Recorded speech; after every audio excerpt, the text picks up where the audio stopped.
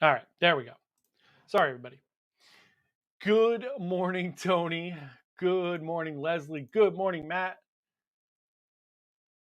And now, everybody. Yep, should be better now. Let me know if you can hear me now.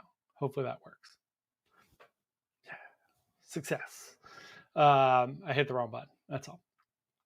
Good morning, everyone. Hope everybody is doing well this fine Sunday morning.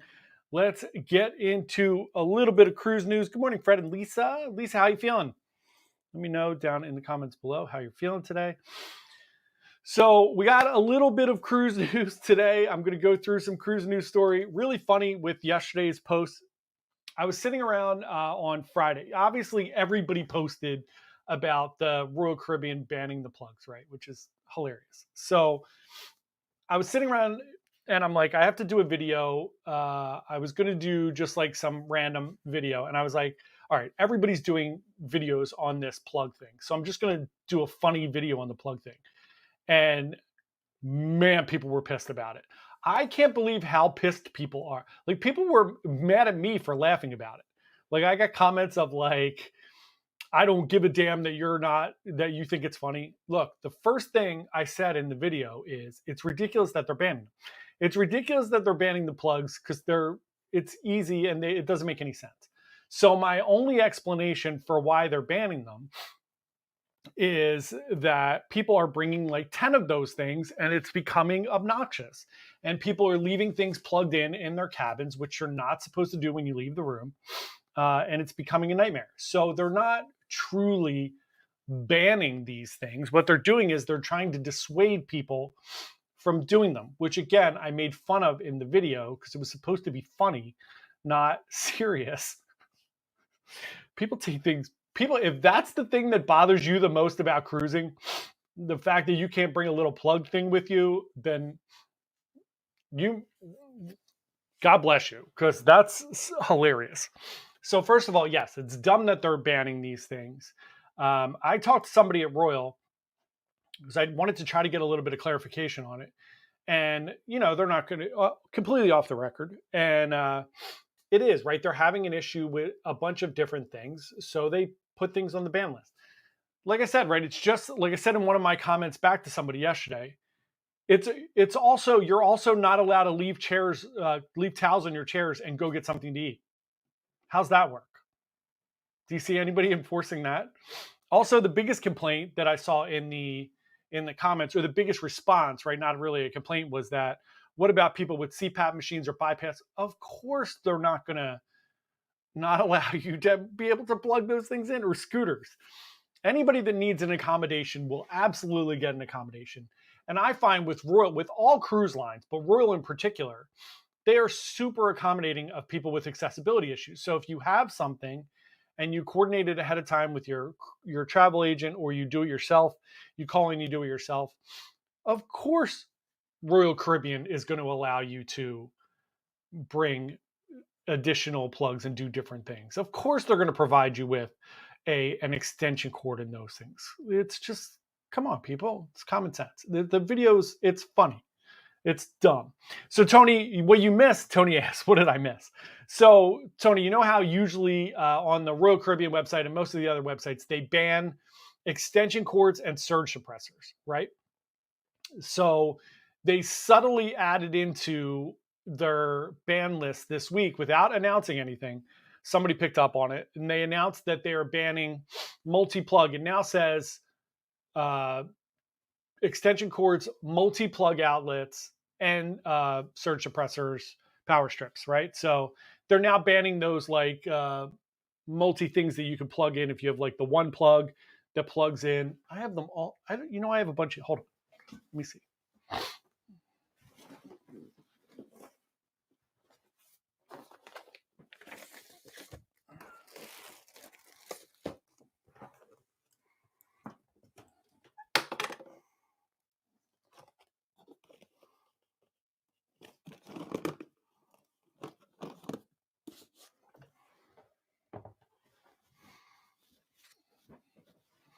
I thought I had one handy, but I don't. So anyway, they've now said that they're banning them again. I don't really think that they're banning them. I don't think you're going to see this heavily enforced. I think if you brought like 6 of them in your bag, they're going to say something. Again, what I brought up in my video, which is legitimate, right, is that most things, yeah, the doohickey plugs, Tony. There you go. The old doohickey plugs. So most things that you plug in today are now USB, right? So I bring with me, because somebody was like, have you never traveled with more than one person? There's more than one thing you have to plug in. Of course there is. And of course I have. I've traveled with 5 or 6 people in a room before, in a suite or a large balcony. So the thing with now is, right, I bring with me a laptop, I have my cell phone, I have 2 or 3 cameras, I have my iPad, I have, God knows, right? I have a ton of things that get plugged in. But here's the thing, most of 99% of the things that you're going to plug in are USB. So they don't want you bringing 10 different plugs and plugging into all the outlets and charging everything and then leaving your room and leaving all those things plugged in. The room steward is supposed to unplug things if you leave them plugged in. So what I bring is a single plug. So if you see on the back here, it is a single plug, one plug that plugs into the wall, and it has all of these USBs, right? It's got 3 USB A's and 1, 2, 3, 4, 5 USB C's. The top USB C can charge a MacBook. So this works great because I can plug in my iPad, my iPhone, my Kindle, my cameras, the battery packs, all the microphones, all the things that I have to charge, which is more than most people bring. I bring more electronics than most people bring. I have an entire backpack full of GoPros and cameras and all different kinds of things. But they're all USB. So if you bring one of these, I can charge every single device with the exception of my laptop because I have a Windows laptop, so that gets plugged in.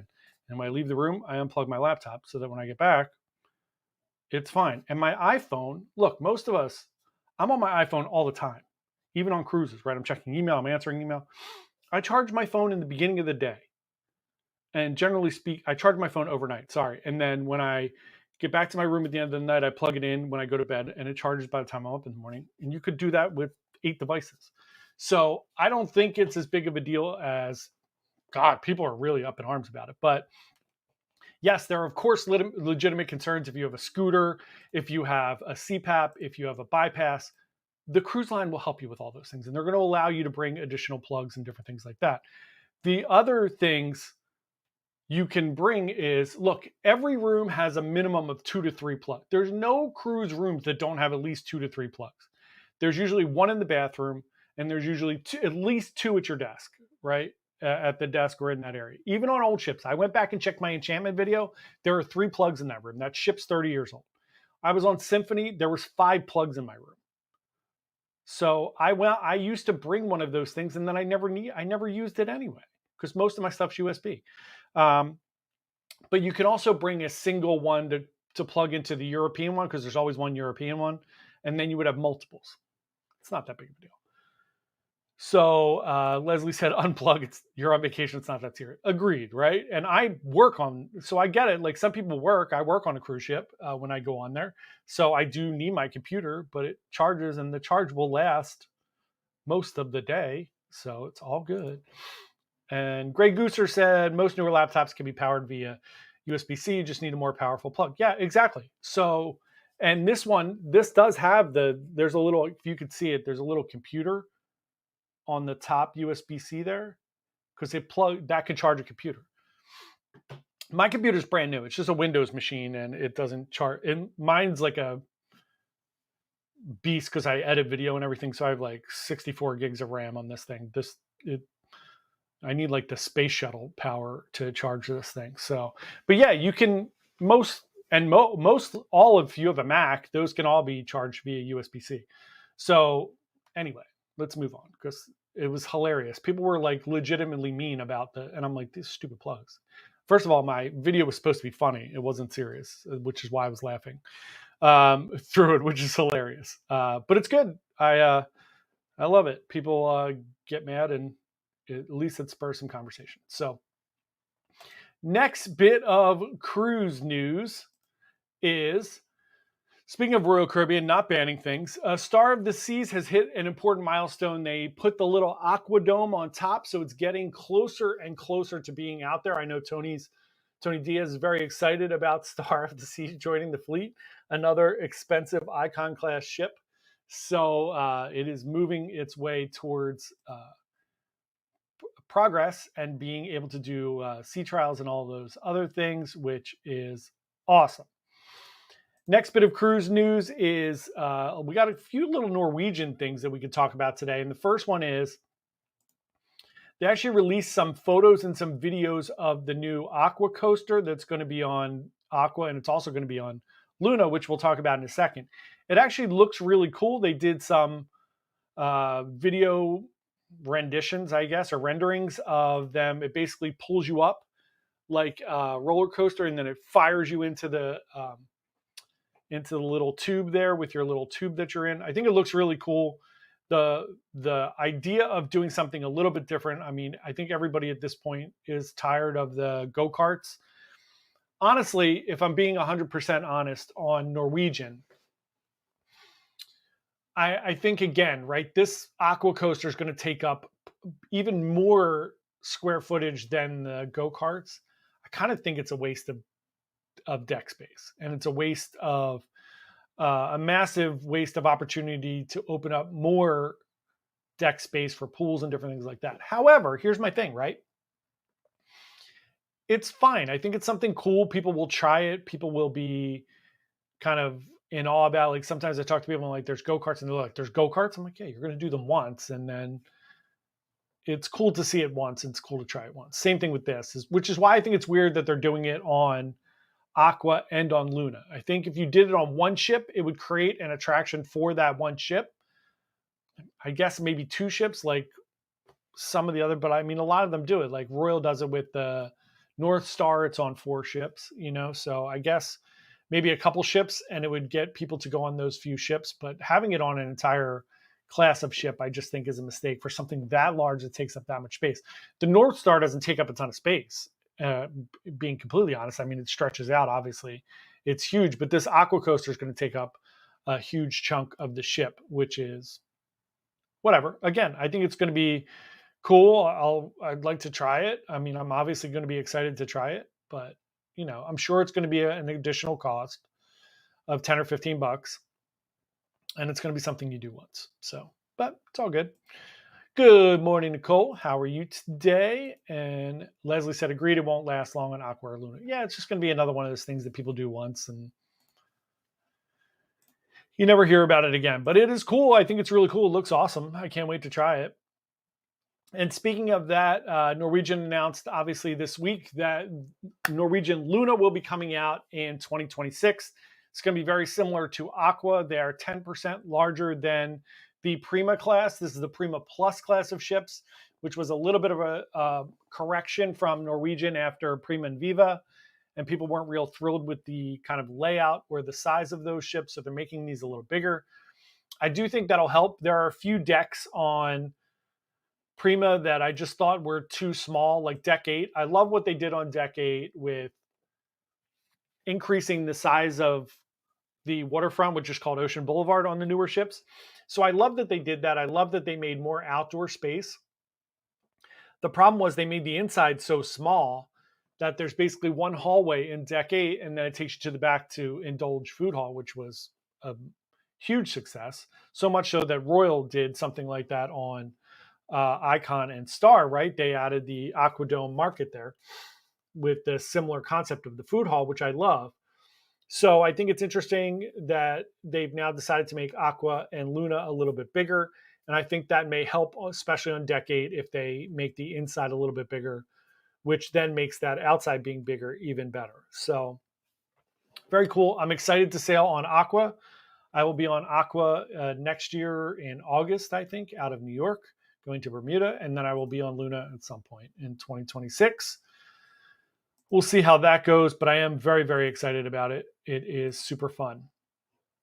Next bit of cruise news is Carnival Cruise Line. So Christine Duffy came out and said that Philadelphia is definitely a possibility for Carnival in the future in moving some cruise ships into the Philadelphia area.